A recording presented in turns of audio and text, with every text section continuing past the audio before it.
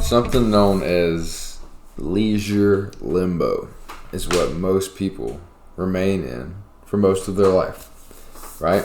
Now, what is that? What is leisure limbo? Have you ever heard of such a thing? Even if you haven't, you've probably experienced it at some point, because we all do, right? Leisure limbo is when you are stuck in a state of constantly pleasuring yourself, right? Like you live for pleasure. You live for these simple like fixations and forms of simple gratification, right? You live in this like limbo state where you're not really happy, you're not satisfied, you're not moving down a path in a meaningful way. Nothing really means anything to you.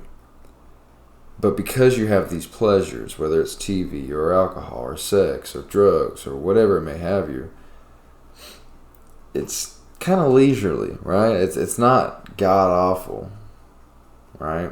Or you're not like suicidal, or you're not, well, let me not say that, but you're not like deathly like afraid to wake up in the morning.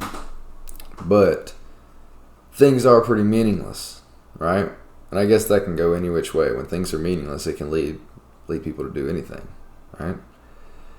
But when you're stuck in this state of limbo, where you're going through the motions and you're always waiting on that next hit of dopamine for something simple, something easy, something instantly gratifying, it's a dangerous place to be, and it halts almost all growth, right?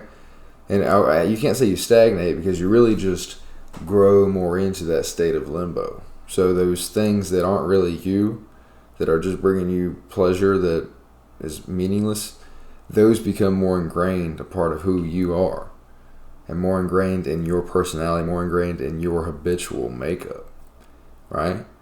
So if we stay in that state of limbo, which most people do, it's no wonder why our life feels meaningless by the time we're 40, 50, 60 years old.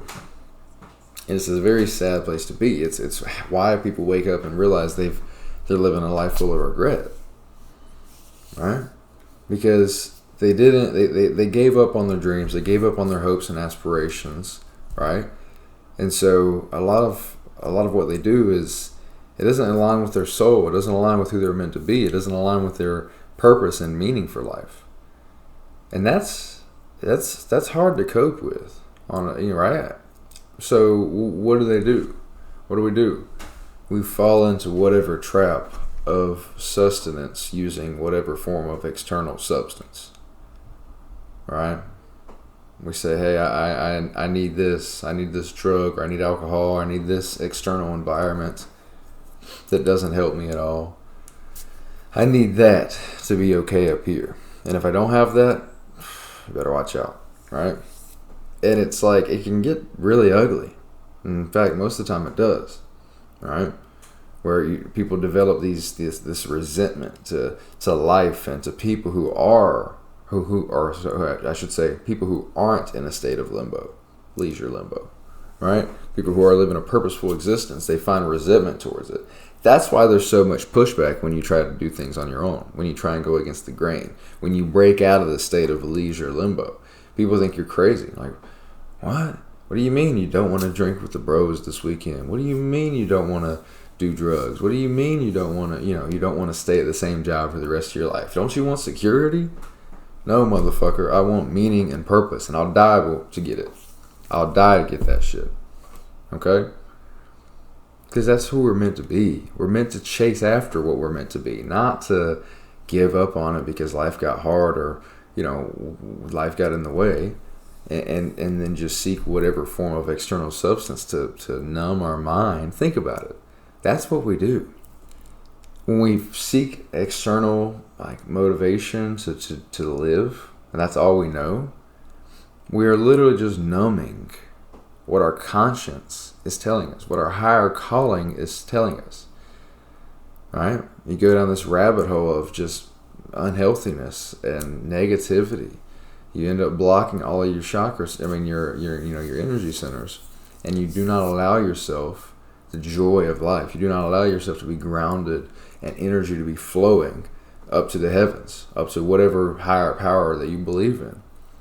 And you begin to block off all your blessings.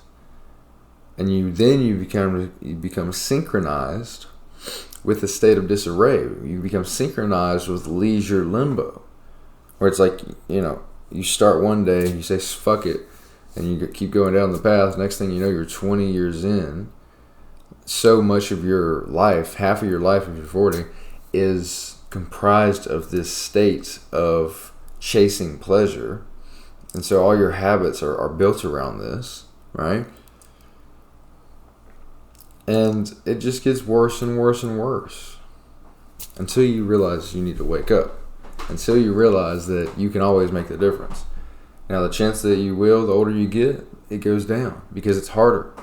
When we're talking about neuronal pathways you've built in your brain for whatever habit, whatever pattern that it is that you've made habitual.